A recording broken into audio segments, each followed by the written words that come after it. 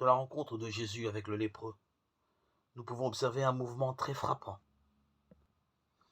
Un lépreux, un proscrit, interdit de contact, exclu, condamné, à n'approcher personne, à se tenir à l'écart des villes et villages et à signaler sa présence à distance.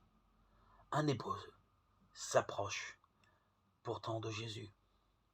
Ce lépreux, non seulement n'est pas repoussé, mais Jésus le touche.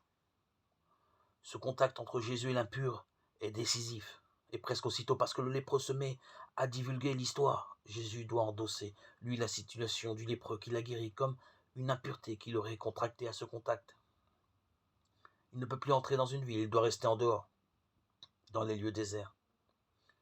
Mais le mouvement paradoxal ne s'arrête pas là, il rebondit encore. Il en venait auprès de lui de partout. Cette poursuite du mouvement d'attraction de Jésus et sa généralisation montrent que l'impureté ne s'est nullement transférée sur lui. Il reste bien le centre vital autour duquel gravite le monde. Jésus, quand il s'écarte du monde, voit le monde venir à lui de plus en plus, comme magnétiquement. Puissance du magnétisme de Jésus, prophétie en acte. Quand je serai élevé de terre, j'attirerai tous les hommes à moi. Jean 12, 32.